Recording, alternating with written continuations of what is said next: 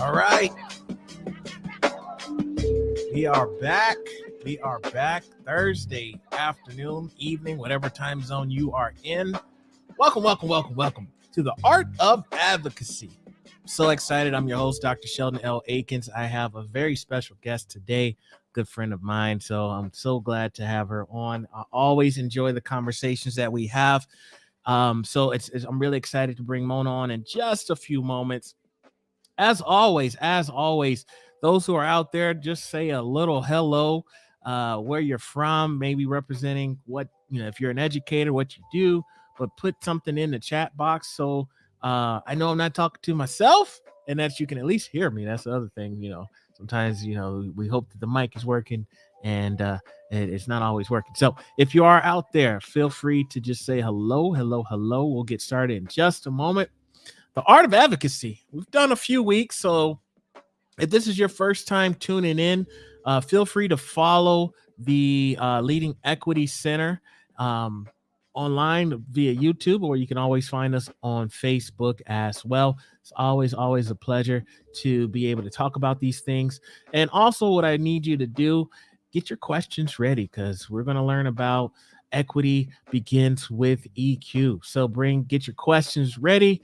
Let's see. I see Valerie's there. Hey, from a behavior coach in Central Missouri. I see my man Brian is here. What's up, Brian? Good to see everybody. Good to see you. Thank you so much for joining in.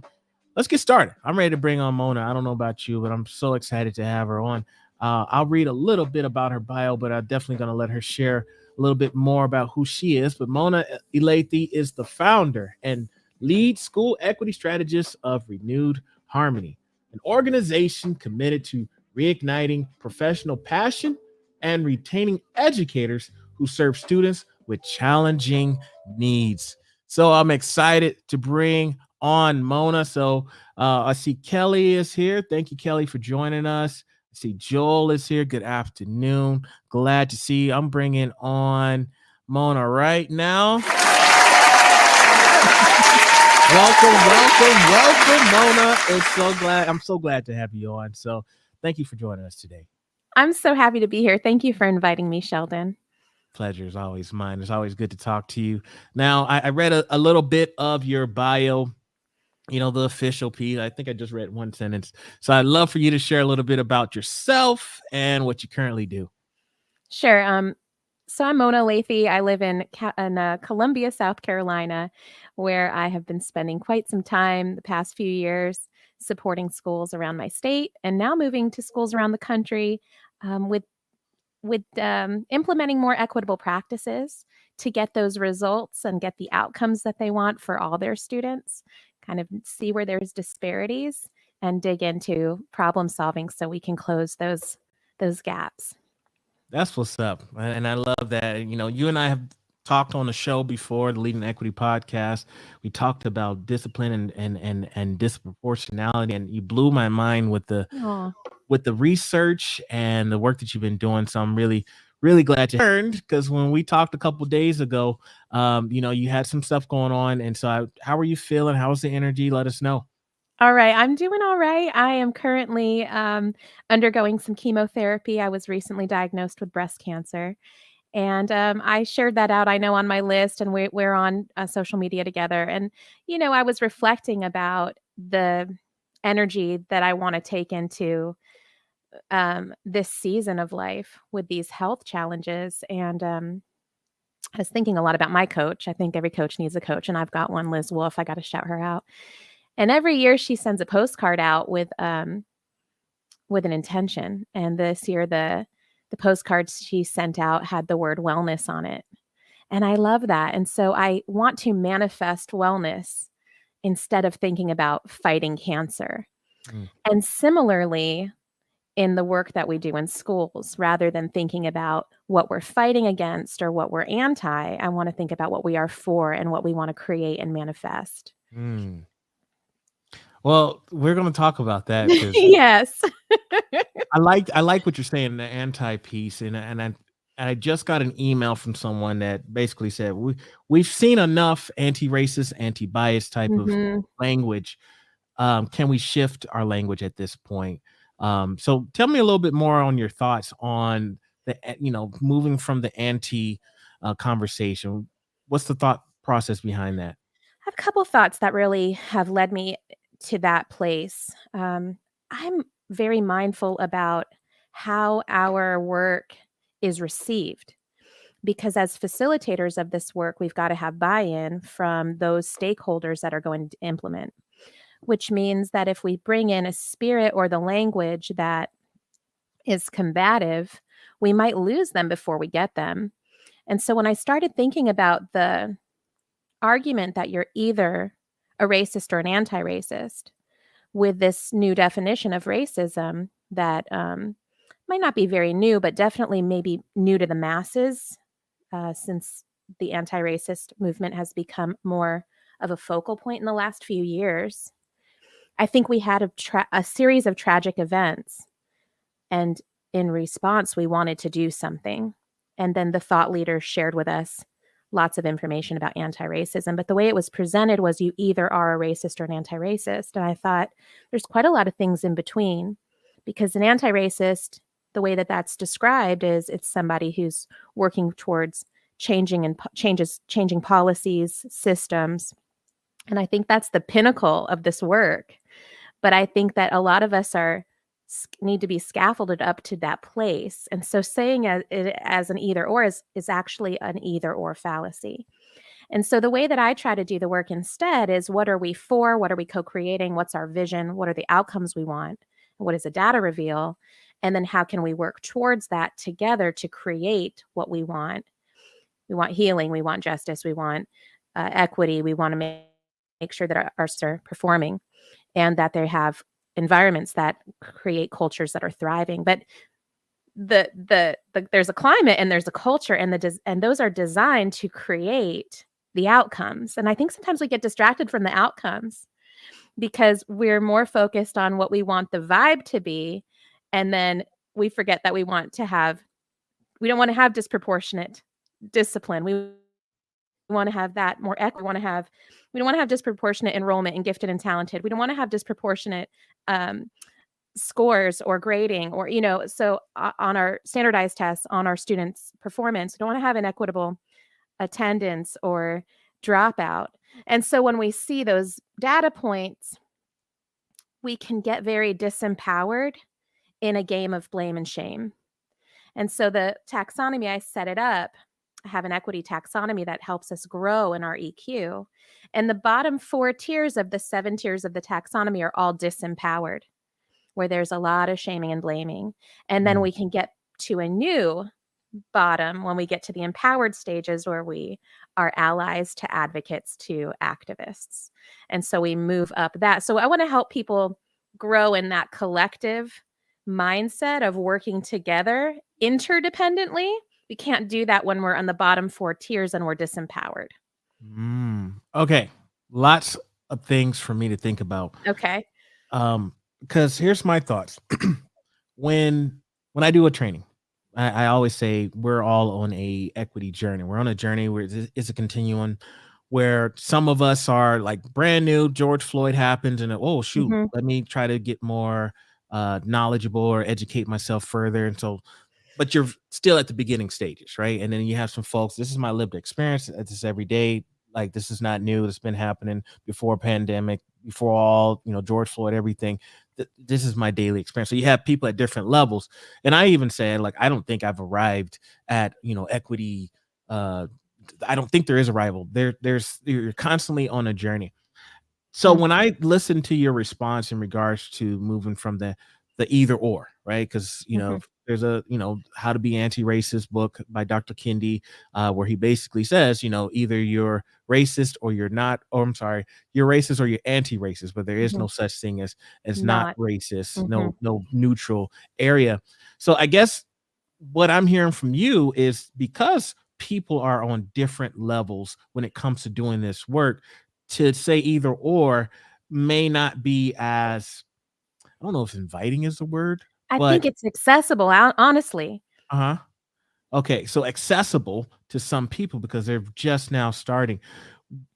would you say that there's a middle ground, or do you believe or subscribe to maybe there is a such thing as a not racist? Like, what are your thoughts there? No, I think that you're moving towards we have to emotionally scaffold the work. So there's different tiers, and I think that if we are not more curious about the sources of resistance, Mhm. then we can't we are less likely to get the resistant to be on board with the work. And that's what I've seen in my implementation of the work.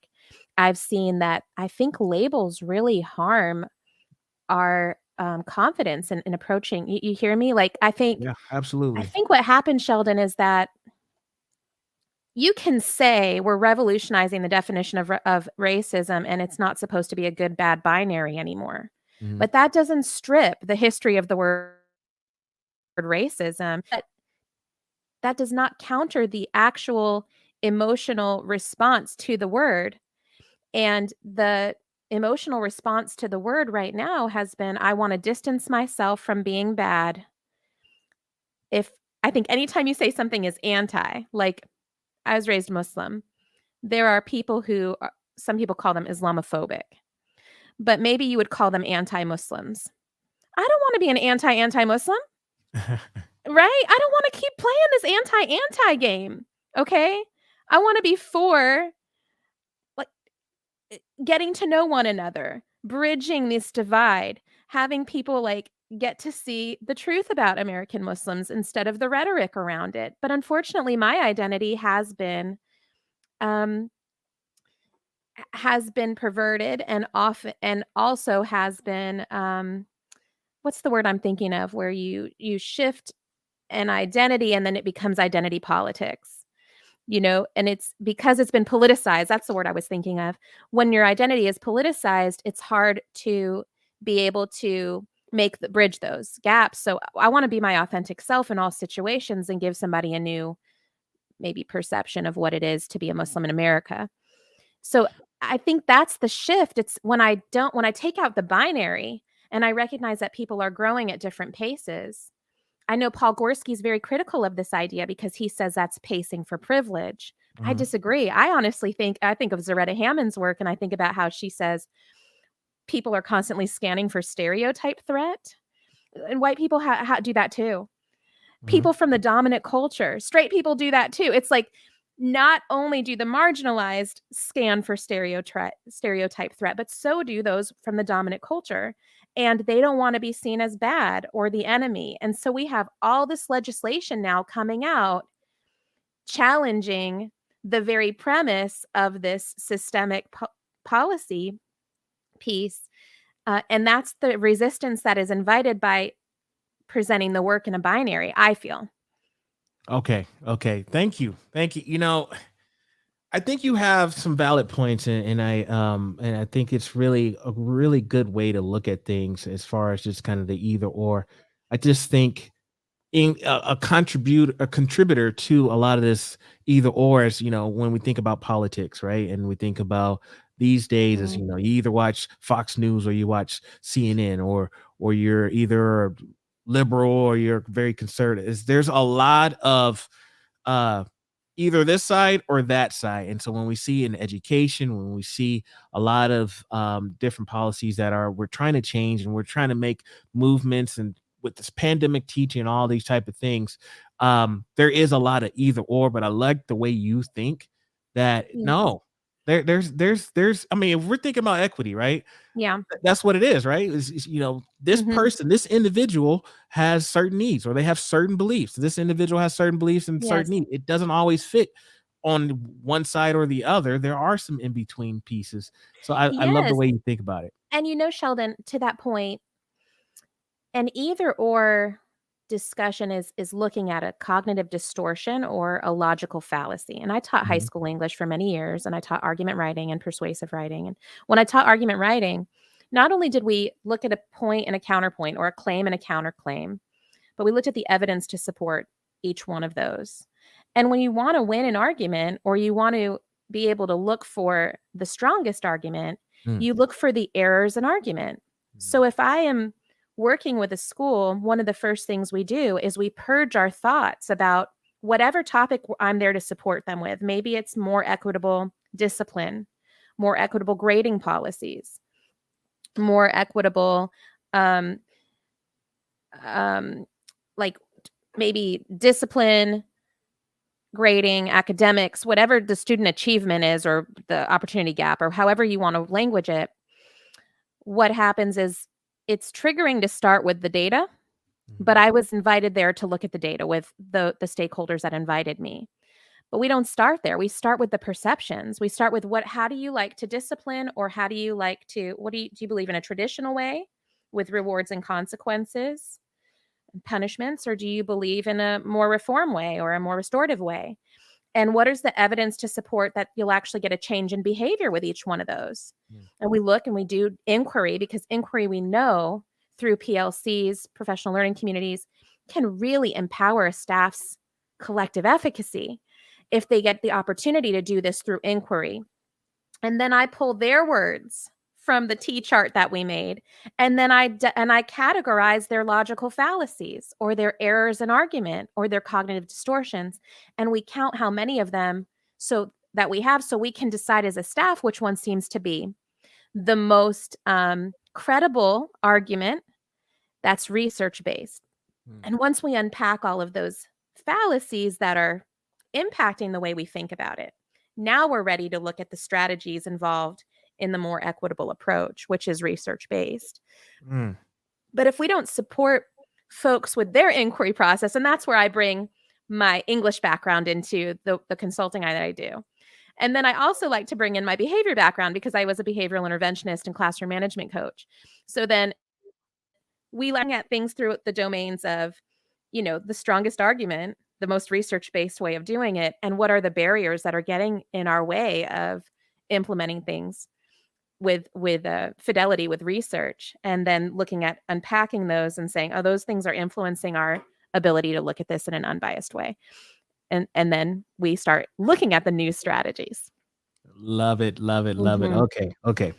Well, I'm excited for this, because you have done a lot of research, and you have some work that you're doing in regards to equity, and it's more on the equity starts or begins with EQ, and I kind of want to see if you can kind of lay a foundation as far as excuse me. I want to see if you can lay a foundation as far as where is that coming from. Equity begins with EQ.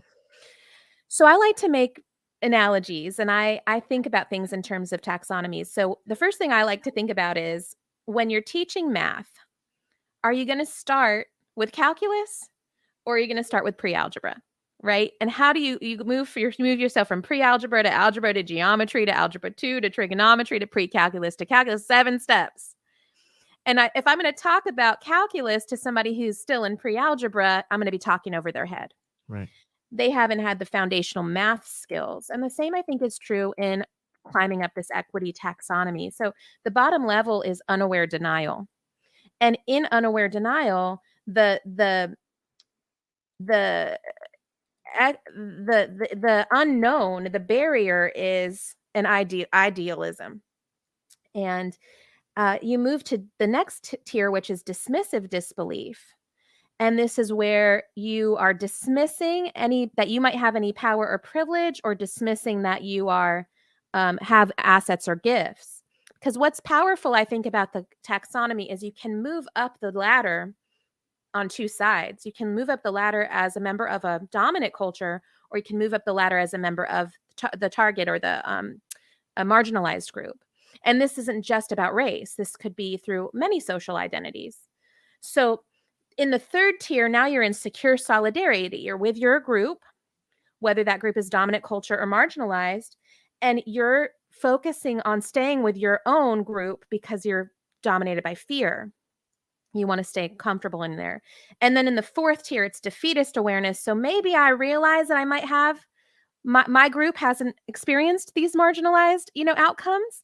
So I feel guilt, or I feel shame. Or on the other side, if I know my group, I see the data, now I'm angry. So a lot of times when I share disproportionate discipline, I'll do Black Girls in Crisis, where I show how Black girls are like 6 to 1 going into exclusionary discipline. that evokes a lot of emotions. If I'm not taking the time to unpack the emotions and I just share the data, there's a lost opportunity to really serve people from where they are. And that's where SEL and trauma-informed practices must be embedded in our own professional development. So the adult stakeholders are getting those same skills we want to do with our students for equity. So those 4 pieces, I'm not going to say those are bad emotions. I am going to say they're emotions that bubble up feelings of defeat and feelings of disempowerment. And so when we're stuck there, we're stuck in this like shame and blame cycle where everyone's blaming everybody else. Somebody's feeling like a victim. Somebody's feeling like the other person's their persecutor and they want somebody to rescue them. And then we have no agency. And we're just going around this drama triangle, what is called Karpman's dreaded drama triangle. You have a victim, a persecutor, and a rescuer. I like to flip it to the empowerment dynamic. In the empowerment dynamic, each one of those 3 on that triangle have a corollary. The victim becomes the creator. I have agency. The rescuer becomes the coach. I can ask you good questions to help facilitate your growth. And the persecutor becomes the challenge or the challenger. So if I'm thinking about things in terms of having, from a disempowered place, I feel I have no agency. But when I get into that empowered dynamic, we all have a vision we're trying to co-create. And we maybe have me come in initially as a coach. Our educators see themselves as co-creators, and they see the data as the challenge. And then rather than seeing themselves as the victims or seeing the students as the victims, seeing themselves as the rescuers and seeing whatever, a parent or somebody else, another stakeholder as the persecutor. So when we make those shifts collectively, now we're ready to get into this place where we're allies. And I see your shirt, Sheldon. Okay, I'm not going to like pretend like it's not there, but I think an ally is a place to start. An ally is a place when you're starting at the bottom of the top of the tier of the taxonomy from an empowered place, because I will tell you, I see people who do not trust in both the dominant culture and the marginalized groups. They don't want to trust each other. So allyship is an important foundation. And I don't want to tell people that that's inaccessible, because for some people, that's a big step. You know, I live in Columbia, South Carolina in the South, where there's still a lot of polarization across different races. Mm-hmm. So then we move into institutional advocacy, where now that's where I really hope stakeholders can live and thrive and see themselves as, we can do something. We are empowered to collaborate with one another across groups to help produce more just outcomes, to implement and speak up patterns and policies and practices that we see our members of marginalized groups are not succeeding or not having the same outcomes as the others. So we're doing this together as advocates. And then we can move into systemic activism. But even systemic activism is between different systems. So that might be not exactly what we want our teachers to do, because the teachers are focused on what's happening at the building level. But maybe the systemic activism is happening more in the district office and helping folks support across different systems of healthcare and, you know, criminal justice and that school to prison pipeline and all of those pieces that maybe that's not the teacher's focus, because the teacher has the immediate focus of supporting their students in their classroom. And so that's why I don't want to say you're a racist or an anti-racist, because the anti-racist is doing all the things up there. And then I feel like I'm failed when really you have a lost opportunity to be empowered in your classroom and at your school and in your department and in your team to make these shifts. You see what I'm saying? I see what you're saying. So does that mean, because I wrote this down, you said it starts with unaware denial, dismissive disbelief, secure solidarity, defeatist awareness, institutional advocacy, and then ultimately systemic activism. Is that you skipped over personal allyship. I'm just going to call you out on it. Did I miss one? Shirt. You missed personal allyship because you were laughing at when I told you I see your shirt. First of all, I wasn't laughing at you. I was hey. I wasn't laughing at. So okay, where does so the personal allyship? That's where step does 5. There's 7 steps. Yeah, that's one, step 2, 5. 3, 4, 5. So after institutional advocacy, right? No, before it. Oh my You got an gosh. ally, an advocate, and then an activist. Yep. Personal allyship is step 5, institutional advocacy 6, systemic activism 7. All right, all right. And I wasn't hating. That was not intentional, by the way. So, okay. So is this on an individual level or is this on a collective group level? What is the goal, I guess? I just want That's to make sure great. I'm Thank you for understanding. that. Yeah, Mhm. in the disempowered bottom 4 steps, it's individual. So you're doing that as an independent. And in the top 3, you're doing it as a interdependent. You're doing it collectively. Collectively. So you're self-collaborating in those top 3. You're finding yourself isolated and independent in the bottom 4. Got you. Okay. Mhm. Now, and so this is one of the things that you brought up, and I could see how in the first 4 quadrants, if you will, where someone might feel a certain way. Because sometimes when we reveal data, right? Let's say we're going over test scores, and you see the 3rd grade class, um, your test scores are low. 4th grade class, you made some growth or whatnot. But if there's only like 2 3rd grade teachers, or maybe Mhm. if there's 4 3rd grade teachers, Right. so we kind of know what each other's Right. scores look like.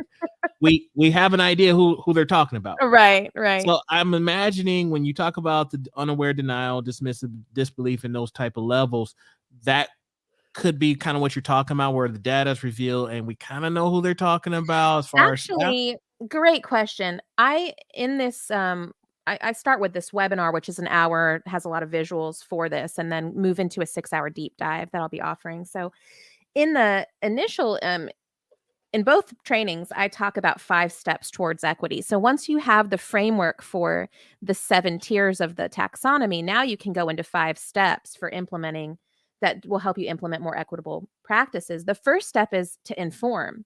And this is where the school leader connects with diverse stakeholders before clearly sharing an equity vision. That's step 1. No data revealed yet, just a vision for the outcomes that they want. Number 2 is to inspire, where the faculty and staff connect to co-create a mission and core values that support that vision. Then step 3 is where you inquire. And that's where the faculty and staff courageously and calmly discover, dissect, and disaggregate relevant data. So you're not even doing that till step 3. Then in step 4, the faculty and staff confidently research evidence-based solutions with curiosity. So now that I've looked at the data and I know which solutions are based in research and I've unpacked my resistance, then in step 5, you implement, and the faculty and staff invest in implementing best practices with creativity and compassion. So I don't even really like to introduce data holistically until step 3. Okay. So it's not from the very beginning that we're talking about the data, but this is a progressive. Like you don't want to walk into a building and like you're already third party and you don't know Mhm. anything about the school and say, Right. okay, let's pull the numbers, and No, then boom, that's how you get started. Yeah, you're probably gonna it rub some just people. sets up people's defenses. They're there to feel like you're blaming them. And I've done it that way before in schools where I haven't had as great of outcomes. And I learned from that mistake. And what am I after? Am I after labeling things or am I after getting the outcomes that we're there to get? Do I Mm, wanna see student results, right? And so what is a great way to do that is, if I start out with inform and inspire first, we're already at the baseline of the top 3 tiers of the empowered dimension of the taxonomy. okay. So how long is this process? Is this a 1 day thing? Walk me through that. I mean, how long does this take? Yeah, it takes time, and you've gotta be invested in having that time. I mean, in the s with the stakeholders that I've done, it's a multi-year process Mhm. because you've gotta be able to not only get the vision, with everyone on board with the vision, the mission, and those values. You've got to help people look at the data and use inquiry, but you've also got to be able to replace the way they were doing it with new skills for implementation, and then give them the confidence. I like to start with areas that are their deepest pain points. So after polling the staff and seeing where they're feeling the least efficacious, the least confident in their ability to produce outcomes, that's where I like to help them find their first success so they can get a win. And so it will be different at each school where I'm consulting. Okay, I'm just curious. What about you? How do you do that? How do you approach that? You're so giggly. How do I approach training or like change strategies? Yeah, yeah. It's I have I guess it kind of depends as well, but I taught a course years ago, change strategies, actually at the doctoral level at the university here, and so I learned about the appreciative inquiry process, Mhm. where it's essentially and I don't have it in front of me, but it's like 5 Ds. It's like the dream phase, and then there's the design phase, and then there's the it's 5 different Ds. Mhm. But the point is, you kind of like what you were saying, like the inspire piece, where it's like Mhm. we start off with, let's just say money is not an issue. We have all the resources that we need. What does your dream school look like? What does that look like for your students? What does that look like for you, for your Yes. community, and things like that? We kind of start there and we do some brainstorming, and then we can kind of identify, okay, what is it going to take in order for us to get there? But that creates a lot of buy-in and kind of helps the team. Everybody in that room kind of knows that we all have the same goal. This is what our dream school looks like. So that's a process. Mhm. But again, that doesn't happen overnight. No. That could be a multi-year strategy. That could be Mhm. something that could take several months, depending on where folks are at.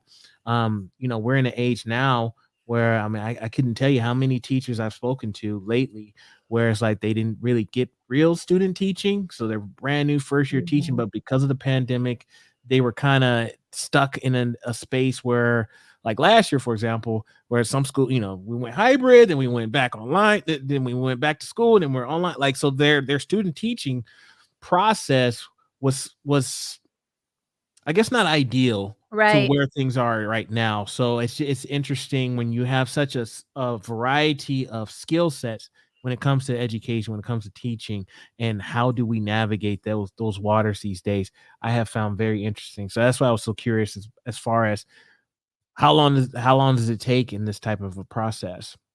Yeah, I think the cool thing about it is, we set goals together through collective inquiry, through collective efficacy building.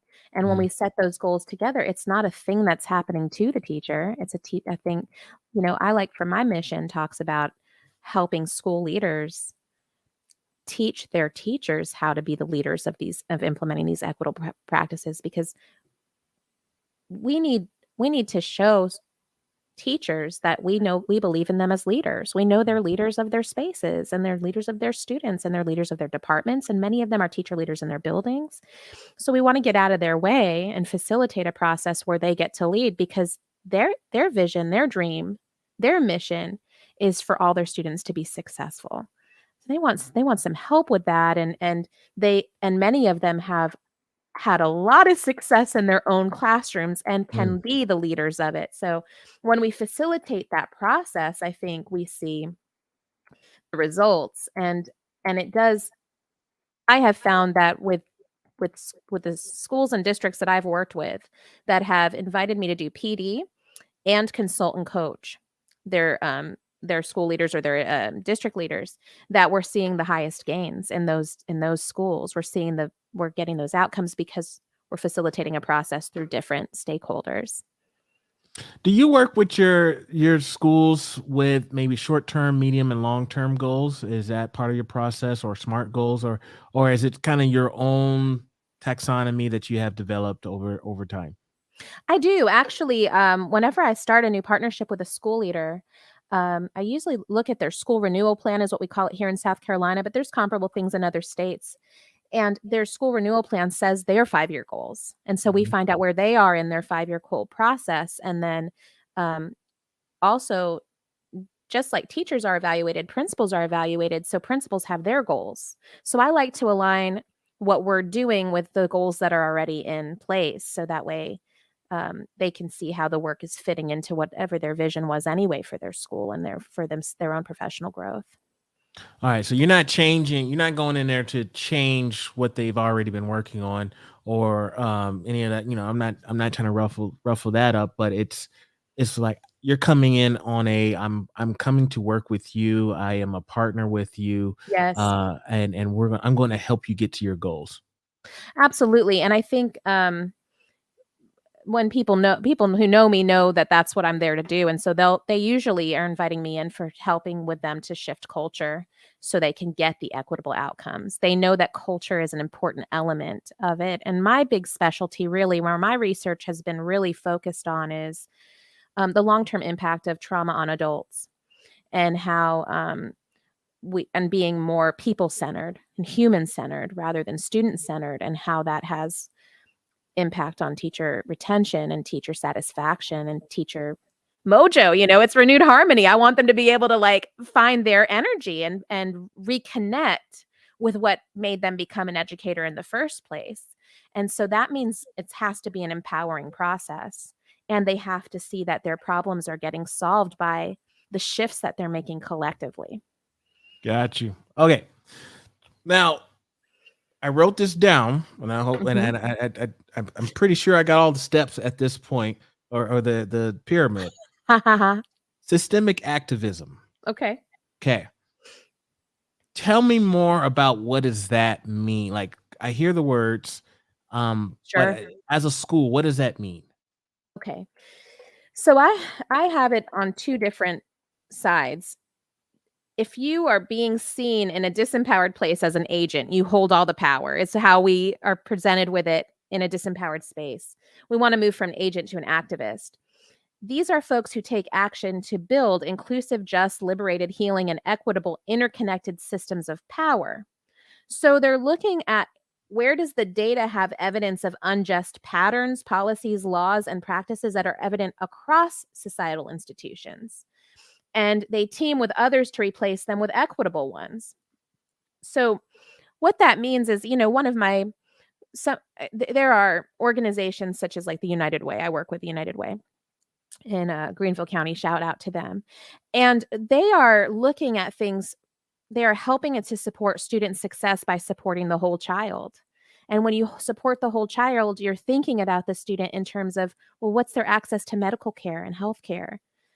What has been their engagement with criminal justice system?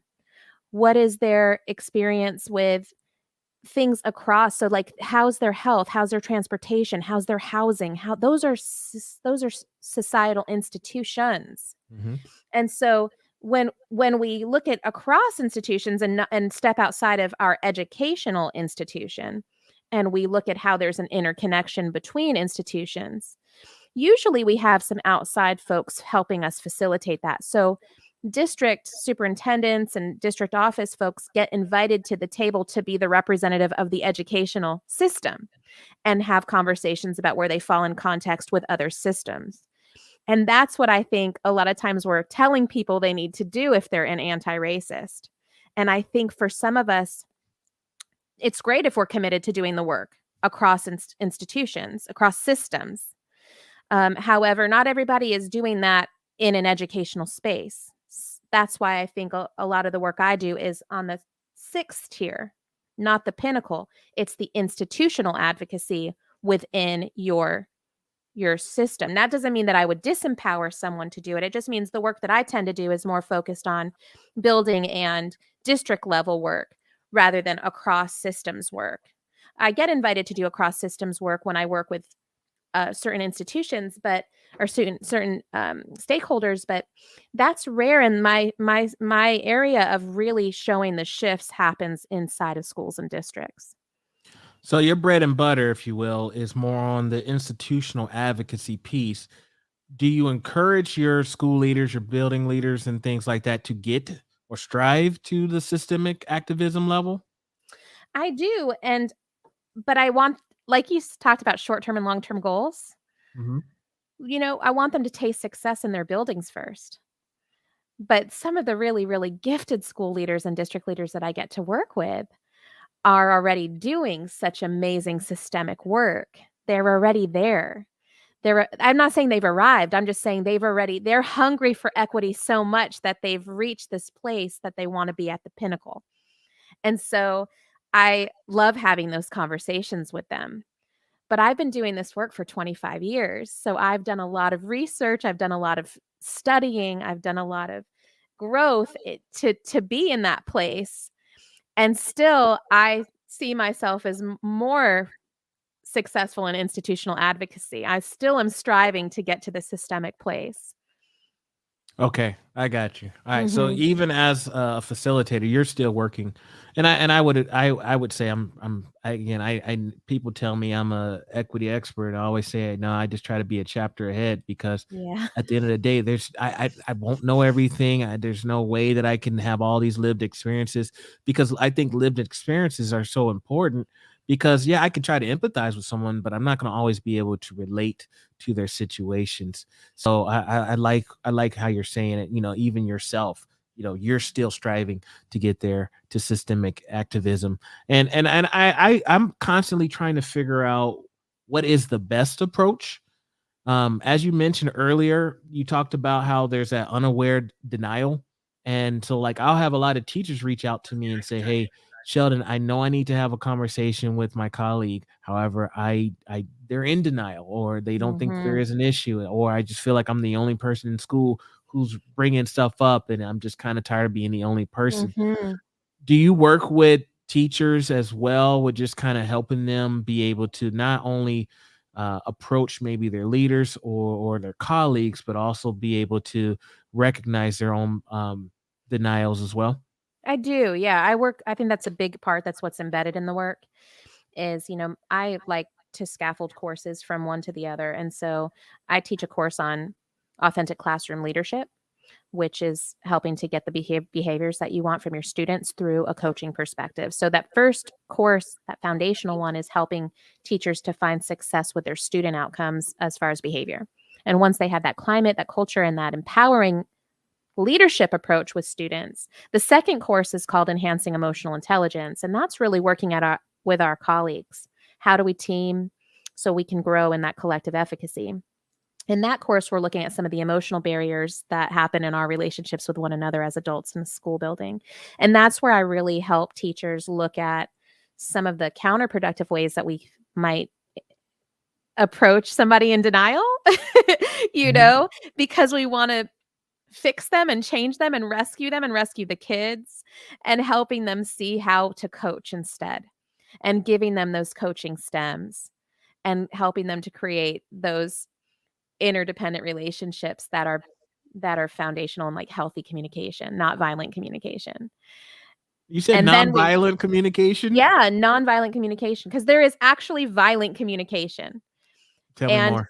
okay, so I'm gonna have to give a shout out to TJ Rumler because he got me into this. DJ. I attended one of his sessions maybe when we all did we did an event together a couple years ago, and he was um, one of our presenters, and he talked about violent communication in his session at our Partners in Equity Summit.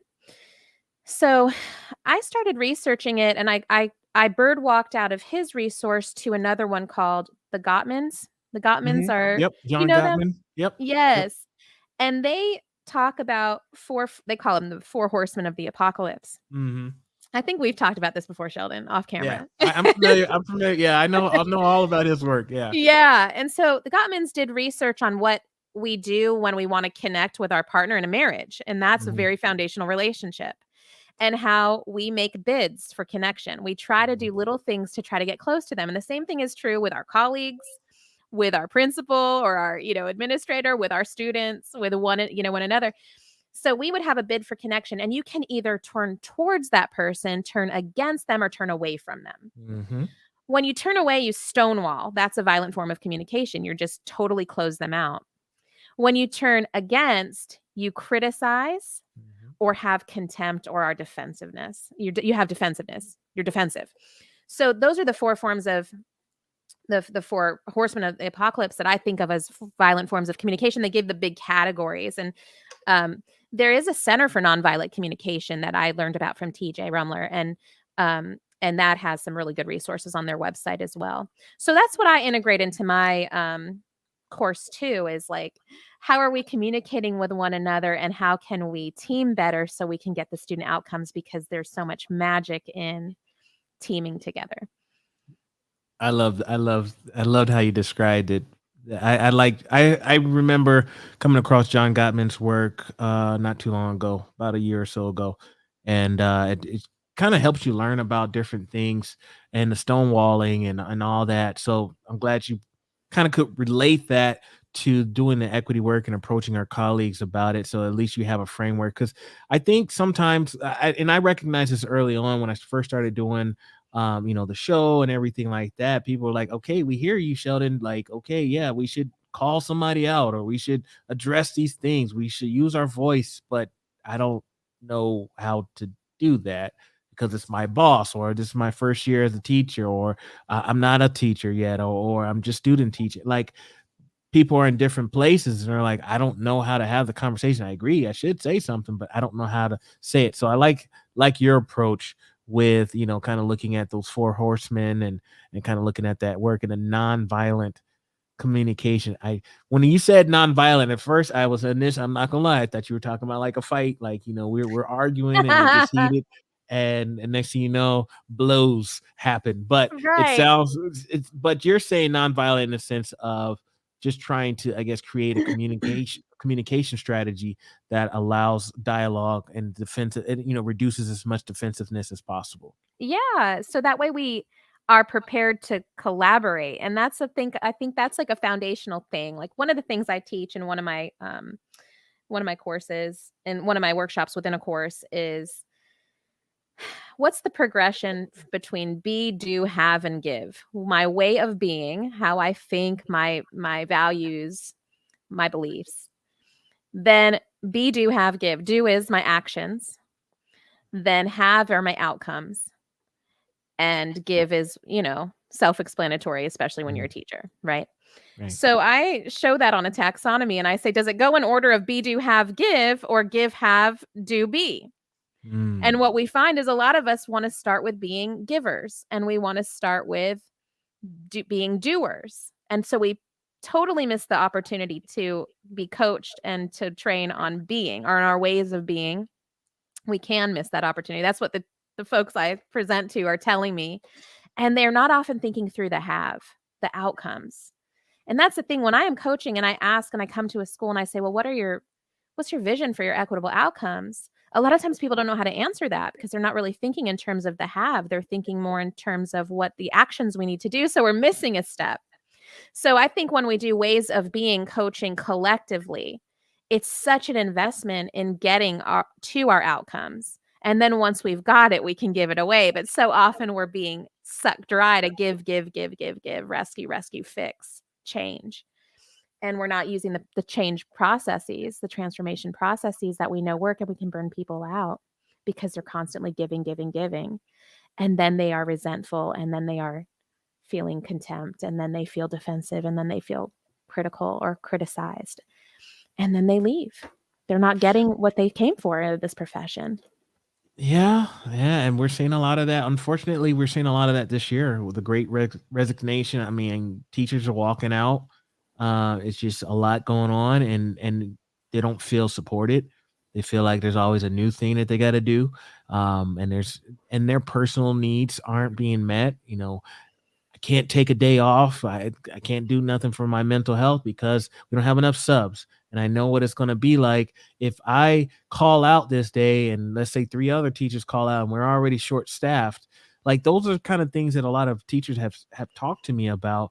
So it's really important that we not only consider that, our students, I mean, not our students, our teachers are dealing with a lot, maybe on a personal level, but even in the professional space, that they need to feel that support. So, speaking of TJ, by the way, him and I were talking about the self-care, and I was thinking initially self-care plan meant that you have a plan in place if something happens to you. Like, I Mm, thought it was reactionary, mm. but he really taught me about the importance of having one, just like right now, even if you feel good, but you should have some sort of a self-care plan in place so that, and it's ongoing, that you're maintaining. That was off subject, but you brought up No, TJ not earlier, at and that's all. my guy. It totally ties to another session in my, enhancing emotional intelligence course. It really does. I Mhm. do a whole session where we revolutionize, we strip our language of the term work-life balance, and Mm, I show 8 categories of life, and work's one of them. So we're already imbalanced when we say work-life balance because the rest of my life, these other 7 categories of things I've gotta consider I'm not trying to balance work, which is 1/8 of my life, with all that other stuff. But if I'm approaching it that way, that's an area to fizzle out, to just totally, get, I call it the energy efficiency evaluator, and I have them kind of coaching questions ask like, what percentage of this category, health, um, you know, personal development, um, your spirituality, your recreation. There's different categories. And to what extent are you fulfilled, and what extent are you being fueled, and what extent are you fueling this area of life? And what is revealed from the training is the areas in which I'm least fueled, I'm also spending the least time investing in, because I don't feel very confident in those areas. So I like to put them in the denial box. I don't want to face that, you know? Yeah. And so we also don't believe that we have enough time as educators, especially in a pandemic. And that's where the ways of being coaching that's integrated into these courses helps us to turn the dial and recalibrate the way that we might be thinking about where we prioritize ourselves, and doing the growth of EQ, doing the growth of empathy for myself and others, doing the growth of emotional intelligence. When I grow in those areas, I'm better equipped to make the changes that need to be happening in my classroom, with my students, in my school, and in our, and holistically for all of our students in our school. But when we have drained people and we're not looking at what's draining them as an institution, we're not doing institutional advocacy, because if we don't have healthy teachers, we're not going to have healthy school climates, cultures, and students. Woo, you always bring the fire. Mona, I definitely consider you as providing a voice in equity. And folks, if that are listening, if you have any questions, get those ready. Feel free to pop those in right now. But I'd love for you, Mona, to share with us maybe your final thoughts. Well, I mean, I think if we are more intentional with recognizing that equity begins with EQ, we can get more curious about how do we approach resistance. And I think I have a formula for it that, I built a whole 6-hour deep dive on that I'm presenting. Let me pull that date up, see if I can get some folks to attend. I'd love to have some folks there, but I'm doing the deep dive on this summer, June 14th on a Tuesday. It's from 10 to 5 Eastern with a 1-hour lunch break in the middle. And then I'm doing a webinar just to introduce, with the visuals on May 13th and June 6th. And so I think we'll put those links in the notes, if that's okay, Sheldon, to get people those links to register for those, and just to be able to come to the free 1-hour webinars that have all the visuals and you get the handouts, and then maybe come to the deep dive this summer, and get to really get the skills for implementing in their own sites. And that's on your website, right? renewedharmony.com? It is, yeah. Okay. Well, I have the ticker scrolling as well at the bottom there, folks. So if you want to visit Mona's website and see all the different offerings that she has, I've seen her present. She does an awesome and amazing job. So you definitely don't want to miss these opportunities that she's offering to you. I encourage you to look into her work. She has blown my mind several times through conversations, and I always love chatting with her. Mona, let's throw out your social. Say what? I said thank you, and likewise. Oh, thank you. Thank you. Share your socials. How can people connect with you online? Yeah, most of them are at Renewed Harmony. On Twitter, I'm probably mostly active on Twitter and Facebook. It's at Renewed Harmony or / Renewed Harmony. Same on Instagram. And then on LinkedIn, it's my name, Mona Elaithy. All right. Mona, it was a pleasure. Thank you so much for joining us today. That's right. I got Thank you, Sheldon. I like that. Let's see if you're just stepping it up. I'm moving up in the game. You got to do that kind of stuff, entertainment, that was right? Fun. Yeah. So thank you so much for your time. Thanks for having me. I enjoyed it so much. Were there any questions? Do we have time for questions? I didn't see I just noticed all of the comments. I've been looking at private chat like the whole time. Oops. And then there was nothing. And I was like, nobody's engaging. And then I went over to comments and saw there were lots of them. Oh, okay. Yeah. They're it's been popping all day. Okay. So yes to ECE asks, where would aware Oh my God, I cannot read. Where would aware denial land in this hierarchy? Thank you for that question. I call it dismissive disbelief. So that's the aware denial. I just call it, that's the same thing, which is step 2. So aware denial is level 1. Level 2 is dismissive disbelief. And when you're made aware, you dismiss your power, your privilege with anger, sarcasm, and the fragility of what I call internalized suppression. We know about internalized oppression for a member of a marginalized group, where then when they're made aware, they feel defeated and dismiss their natural assets and gifts due to years of believing lies about their group. But I think the dismissive belief for those who have not found marginalized outcomes in their group, the dominant culture, they've suppressed it. So your question was, where would the aware denial be? Well, there's some awareness, but I don't want to face it. So that's what I call dismissive disbelief. Thank you. Thanks. Great question. Let's see. Davina asks, I'm sorry I joined late. Can you please provide the title or titles of her literature?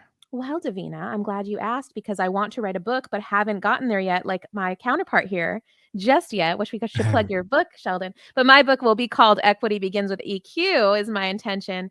And so during this this season of lots of chemotherapy time, I'm planning to turn the transcripts. And I think, Sheldon, you told me that's your process too. Turn the transcripts of my trainings into my book, Equity Begins with EQ. But please go to the website, what's scrolling at the bottom, to just get connected with some of the work that I'm doing. But I don't have published articles or books just yet. I'm doing a lot of training. Sheldon, let's talk about your book. Oh, well, since you brought it up, I guess I can touch on. I'm just going to show something real quick. Boom! Okay, available for pre-order right now. Leading Equity, Becoming an Advocate for All Students. That should, if you order right now in Amazon, it'll arrive at your home on July the 20th. Okay, so that's when it's so I guess officially it's released maybe a couple days before, but you will get it at your home on the 20th of July. I would appreciate your support. It's a lot to write a podcast for a reason, because I don't typically like to write, but I really did enjoy putting this book together. It was I'm just thankful that the publisher reached out, Josie Bass, and but it's basically 10. It's broken into 10 chapters, and it kind of talks about different ways that we can connect with our students as educators. Talks about getting to know your students inside and outside of the classroom.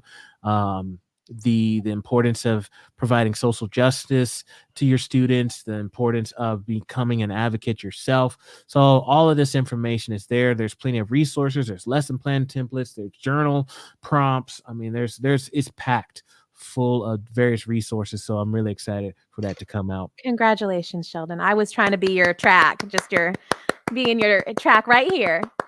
Congrats. I'm so excited. I told you it's in my Amazon wish list. I'm getting ready to pull the trigger, but I was thinking maybe somebody will get it for me as a gift. If not, I'm definitely willing to invest, because I know it's going to be quality stuff. I appreciate it. Every time we talk, it's always again, you and I can chat forever. Yeah. And I always appreciate your insight and just kind of touching base and checking in and see how each other's doing.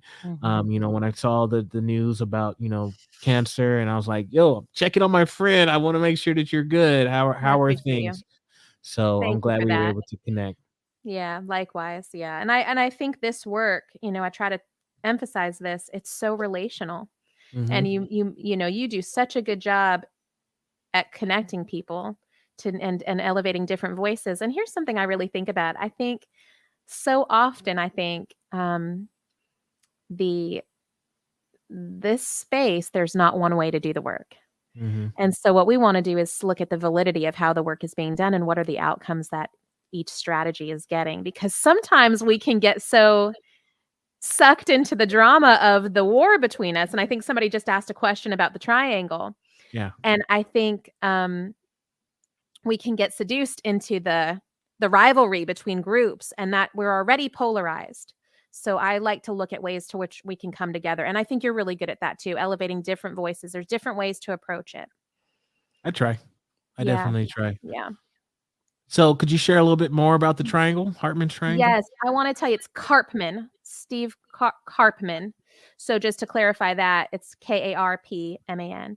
And he has 3 points that he says it perpetuates drama. And I do this if you can come to the webinar or the deep dive, there's lots of visuals on it. You're going to take notes on it and we'll get into it. But basically, he just says that in group dynamics, you often have 3 different people in roles. So you'll have somebody who kind of thinks of themselves as a victim with no agency, somebody who the victim sees as their persecutor, who's causing all their problems. And then they need somebody to rescue them because they don't know how to rescue themselves. And so we can see this play out, and I show examples of how this plays out in a discipline realm, how this plays out in grading and asking folks to try new reform grading strategies, and how then we see these other stakeholders as problems, but how it can be flipped. And there's a counter for each one. The victim becomes the creator, the rescuer becomes the coach, and the persecutor becomes the challenger. So when I think of my cancer, I think of it not as this horrible thing that's taken over my body that's ruining my life. I think of it as a challenging season. I think of it as a challenger. I'm supposed to learn something from it, but I'm a creator and manifester of wellness. And I have a team of people who are supporting me to keep my EQ strong. And keeping my EQ strong doesn't mean I'm happy all the time, but I do have a very positive attitude about this because I know it's something I'm going to overcome. And I know my doctors are my coaches and my therapist is my coach. And I actually have a coach who's my coach. And so I have a team of people who help me stay resilient in the way of thinking about this as this isn't something that's happening to me. This is something for me this is a season for me to learn from and to teach from. Powerful words. Mona, again, thank you. Thank you so much for your time. It's always a pleasure. Thank you, Sheldon. I enjoyed it so much. And thank you all for tuning in and for all your engagement. I hope to see you at some of our upcoming offerings this spring and summer. All right, folks. You know what? Again, it's always a pleasure meeting and speaking with Mona. Some of the takeaways that I have from today, the importance of EQ. I think sometimes we address things, or we want to address things like right then and there, and kind of having a little bit more tactful approach is important. When we look at data, when we're revealing data in front of the entire class, school or staff, and we can kind of tell who this data is reflecting, and providing a way to make sure that those individuals don't feel as if they're being blamed, don't feel bad, that unaware denial, if you will. And I appreciate the steps that were there. Please, I encourage you to check out the work that Mona is doing, Renewed Harmony. Go online and check out the links there. She has some really good trainings coming up very soon, so feel free to take part in that.